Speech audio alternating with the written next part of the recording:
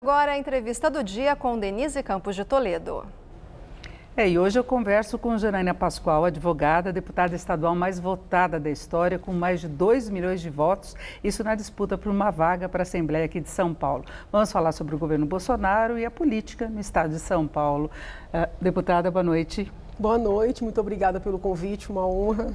Bom, nós vamos falar de temas gerais em relação à política, mas nós temos um fato relevante de hoje que causou uma certa surpresa, que foi o decreto assinado pelo vice Mourão, que está no exercício da presidência, e que amplia a possibilidade de informações ficarem sob sigilo por até 25 anos. Então, presidentes de autarquias, de empresas públicas, de uma série de órgãos poderão determinar esse sigilo, né? A situação foi mal explicada, era uma medida que já veio do governo Temer, mas eu queria saber a sua avaliação. Então, eu até li algumas manifestações no sentido de que teria havido até uma restrição em termos das autoridades que poderiam decretar o sigilo, né? Porém, lendo o decreto, eu tenho a interpretação contrária, né? Porque o decreto anterior, que regulamentava a Lei de Acesso à Informação, dizia que dizer que um documento é sigiloso, né, então é secreto ou super secreto, cabe a determinadas autoridades sem possibilidade de delegação. Então, é vedada a delegação. Está lá, para o artigo 30, parágrafo 1º do decreto que foi alterado hoje. Na alteração de hoje, permite-se a delegação, que era vedada, ou seja, o que é delegação para as pessoas entenderem? Passar o poder para outras autoridades dizerem que um determinado documento é secreto ou ultra secreto. Então, passou a ser permitida essa delegação a autoridades de DAS 6, né, ou equivalentes, e presidentes, dirigentes de outros órgãos da administração indireta. Cargos comissionados, Sim, né? Sim, então assim, me parece, assim, eu estou ao lado, vamos dizer, daquelas pessoas que veem esse decreto como um retrocesso. Porque a Lei de Acesso à Informação, na minha visão, é uma grande conquista, né? Não só da democracia, mas desse nosso processo de depuração. Então, eu até nas minhas aulas dizia para os alunos que eu entendo que a Lei de Acesso à Informação é muito mal utilizada no nosso país, né? Que até pessoas que participam de investigações, que nós teríamos direito, inclusive, de peticionar o Ministério Público para ter mais informações a respeito de investigações que estão sob sigilo, né? Eu sou, assim, bastante cautelosa com essa coisa de sigilo, inclusive em investigações policiais, em processos judiciais. Então, eu sempre estimulei muitos alunos, né, a se prepararem para poderem fazer uso da Lei de Acesso à Informação. E hoje a gente tem menos instrumentos para isso. Eu lembro que quando a lei foi criada, como é um assunto que assim, para mim é muito caro, claro. Foi bem naquele período que a presidente Dilma começou a mandar dinheiro para Angola, mandar dinheiro ali para Cuba, para Venezuela, e tudo sob sigilo. Entendeu? Aquelas obras que a gente não sabia que estavam acontecendo. E são informações que interessam a todo mundo, sim, né? Para saber assim, o que está acontecendo. As minhas críticas na época eram justamente essas. Peraí, no momento que a lei é editada, a presidente decreta que tudo é sigiloso, tudo é sigiloso. Do ponto de vista formal, ela até tinha esse poder. Do ponto de vista, vamos dizer assim, moral, eu sempre entendi que não. Então, hoje nós estamos concedendo esse poder para outras pessoas, além daquelas autoridades, né, aquelas altas autoridades. Eu acho que tem que ser revisto.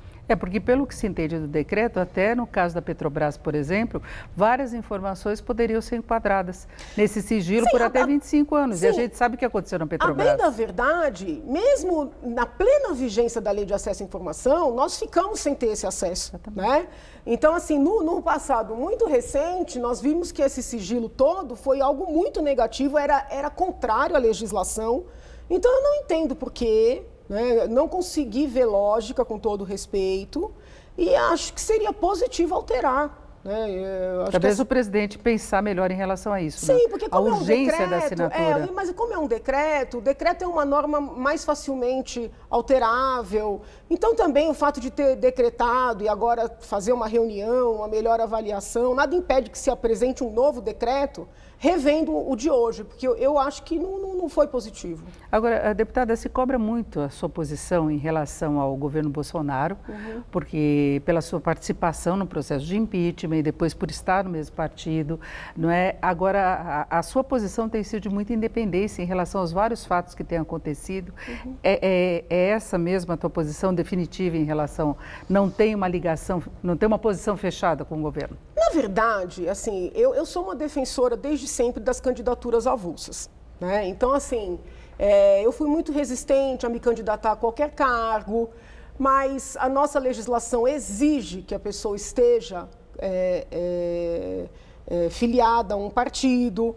Então, assim, eu sempre fui bastante transparente com relação às minhas concepções. Eu entendo que a pessoa tem direito e até o dever de manter uma certa independência. A meu ver, nós teríamos que mudar a sistemática vigente para que os cidadãos pudessem se candidatar independentemente de partido. Eu sempre fui muito honesta com o nosso presidente, inclusive na própria convenção do PSL no Rio de Janeiro, disse que a minha fidelidade era ao Brasil. E até em função dessa fidelidade, apoiei o presidente e apoio o presidente, porque entendi e entendo que ele era a única alternativa que nós tínhamos para este momento histórico. Agora, isso não significa perder o juízo crítico, entendeu? Então, assim, vem um decreto que eu considero positivo, eu elogio. Considero negativo, eu critico. Considero que há pontos positivos e negativos. Consegue entender? Eu acho que isso é natural. Deve ser o natural, né? É o que se espera. E a sua posição também ficou muito clara em relação ao caso envolvendo o filho dele, não é? Eu penso que você não pode ser perseguido por ser filho do presidente. Da mesma maneira, não pode ser poupado por ser filho do presidente. Então, eu defendo, na verdade, que esta investigação envolvendo a Alerj, que me parece um caso assim muito grave, né? São muitos parlamentares apontados, muitos assessores apontados, com movimentações elevadíssimas, se comparar, né, com os salários destes mesmos assessores. Hoje teve uma situação de duas procuradoras fazendo uma denúncia que queriam que elas assinassem um relatório, se eu entendi bem, atestando presença de funcionários fantasmas. Exatamente. Né? E aí, vamos investigar, vamos investigar. Quando duas procuradoras precisam se manifestar nesse nível, é porque já não tem mais o que investigar. Então, assim, é uma situação muito grave. Qual é a minha posição? Que estas investigações que já estão em andamento não sejam mais realizadas sob sigilo. E sem então, o foro assim, privilegiado. As pessoas estão interpretando que a minha fala tem a ver com o sigilo bancário, o sigilo fiscal do Flávio Bolsonaro. Não é isso. Uma coisa é sigilo fiscal, sigilo bancário, relativo a um indivíduo. Outra coisa é o sigilo das investigações. O que eu defendo para todos aqueles parlamentares, porque como aquilo envolve um assunto público, é direito da população ter acesso, que se tire o sigilo das investigações, para que nós possamos ler os depoimentos, saber quem já foi ouvido, quem são esses assessores. Por exemplo, o atual presidente da Alerj, que quer continuar presidente. Também tem problema. Eu já entreguei os documentos, eu disse que coloquei meu sigilo à disposição. Bom, mas nós não vimos nada. A minha funcionária que movimentou 40 milhões, ela tem uma loja e foi da loja que ela recebeu. Tá, mas normalmente as empresas pagam para pessoas jurídicas. É a transparência da informação. Então nós queremos saber se essa senhora trabalhava na Alerj, como é que ela tinha uma movimentação nesse nível de uma empresa privada, qual era essa relação, porque ele é candidato à presidência da Alerj novamente. Então, assim, não dá. Então, assim, quando eu falo isso, as pessoas dizem, você está querendo tirar o foco do Flávio. É o contrário. Eu quero que apure tudo. Que todos entrem no foco. Entendeu? Eu acho que a gente tem que tirar esse sigilo. Eu fiquei bastante surpresa ao saber que a investigação ainda é apenas de natureza civil para este fenômeno na Alerj, que parece ser um fenômeno institucionalizado. Não parece ser uma coisa pontual, parece ser algo institucionalizado. E ainda está no âmbito civil. Compreende? Então, é nesse sentido que eu sustento a retirada do sigilo das investigações. Agora, eu sustento para todos. O que me surpreende é que as mesmas pessoas que pedem Lula livre, que negam os crimes da presidente Dilma, negam as delações, as colaborações premiadas da Lava Jato, querem tirar a pele do Flávio, entendeu? Eu entendo o seguinte, se o Flávio fez alguma coisa errada, que se apure e puna, como tem que punir todos os demais. Agora, e sua atuação aqui em São Paulo? Porque aí vamos para a Assembleia aqui de São Paulo, que também tem denúncias, também tem investigações parecidas com as de lá, claro que com uma menor proporção, mas, inclusive, você está se candidatando à presidência da Alesp aqui em São Paulo. Qual seria a sua proposta para mudar? Para vir com uma mudança, inclusive, já houve críticas suas em relação a todas as mordomias, o excesso de assessores. Eu acho assim, se a pessoa tiver assessores que efetivamente compareçam, que efetivamente realizem uma função, ótimo, né? Eu sei que tem essa dificuldade porque tem os gabinetes estendidos e tem gente que fica no interior, pode ser que seja efetivamente necessário, alguns deputados já disseram que é necessário. Então, eu acredito que nós tenhamos que desenvolver alguns instrumentos de controle, né? Com relação à presença, com relação a relatórios de atividades. Não se pode admitir, por exemplo, que uma pessoa seja assessora e, ao mesmo tempo, tenha 3, 4, 5 empregos. E é o que aconteceu no Rio de Janeiro, que é pagando uma parte para o deputado. Então, assim, isso não pode, porque isso é desvio de dinheiro público. Porque, assim, tem gente que acha que, como é a verba de gabinete, aquela verba é do deputado. Mas não é. Aquilo é dinheiro público disponível para fazer alguma atividade. Então, vai realizar uma audiência pública, por exemplo, que é um tipo de ação que eu quero fazer bastante na Assembleia. Então tem que comprar um bloquinho, tem que pagar um táxi para pegar um convidado que vai falar. Isso tudo você usa da verba de gabinete, entendeu? Agora, o dinheiro não é do deputado. Se não for utilizado, aquilo fica para o erário, compreende? O dinheiro que você tem para pagar os assessores é para contratar pessoas capacitadas, qualificadas, para bem desenvolverem a função. Que trabalhem de fato. Sim, óbvio, que trabalhem de fato. Se você tem, na verdade, como meta colocar gente para poder sugar o dinheiro, justificar a saída do dinheiro para pegar uma parte, né? Aí a gente tem 2 problemas. Problema número 1, o dinheiro está sendo desviado, porque ele tem uma finalidade. Problema número 2, que não é menos grave, você diminui a qualidade do trabalho da Assembleia, porque você loteia de pessoas que não têm a qualificação para aquela função. Não, e quem aceita esse tipo de manobra faz qualquer tipo de negociata. Não, mas muitas vezes, que foi o que eu publiquei, quando começou a confusão, e a gente tinha tido lá aquela aula lá na corregedoria, que foi quando eu fiz as primeiras publicações, o que acontece? Muitas vezes tem pessoas muito simples, que até trabalham, elas comparecem, elas trabalham, eu não estou falando sobre a Alerj ou a Alesp, eu estou falando em geral, né? Aquela pessoa simples dá graças a Deus de receber 1/5 do salário. Então, ela devolve com felicidade, entende? Mas não é certo. Mas não é certo, mas o que eu acho é que essa pessoa, se a gente quer pegar quem interessa ser pego, esta pessoa humilde não pode ser tratada como criminosa.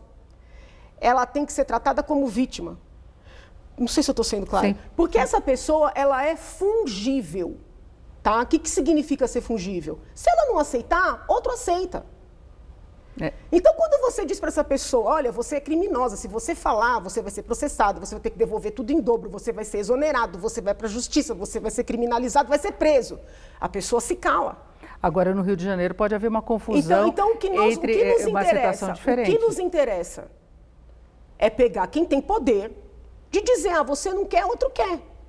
Entende? Então, essa mentalidade de tratar essa pessoa simples, que pode ser facilmente trocada, como criminosa, não é uma mentalidade inteligente para quem quer efetivamente combater esse tipo de fraude. Mas é difícil de identificar, por exemplo, Fabrício Queiroz, indo lá para o Rio de Janeiro.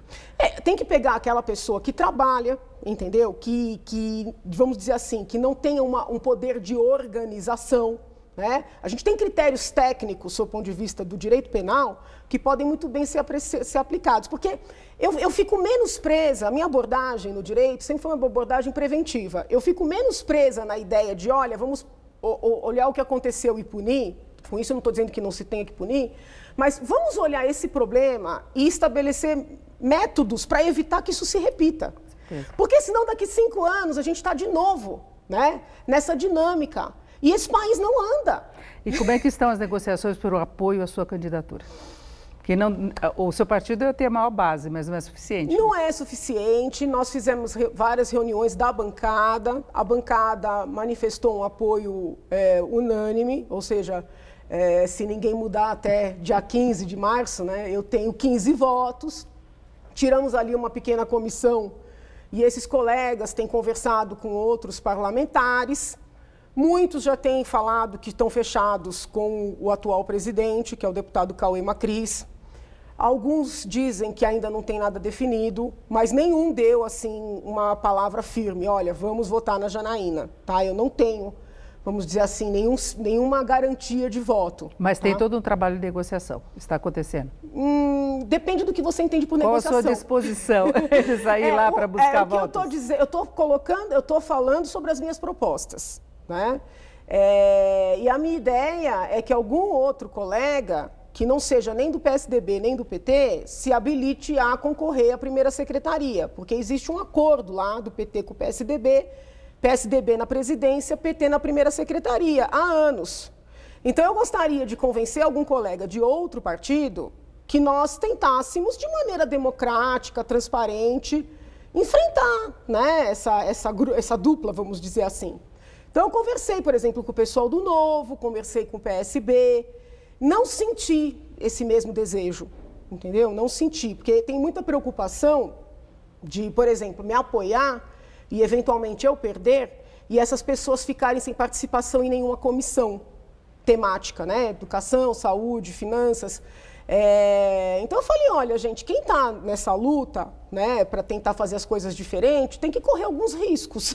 Tem que se expor. Né? Inclusive o risco de não ter comissões, de sofrer retaliações, né?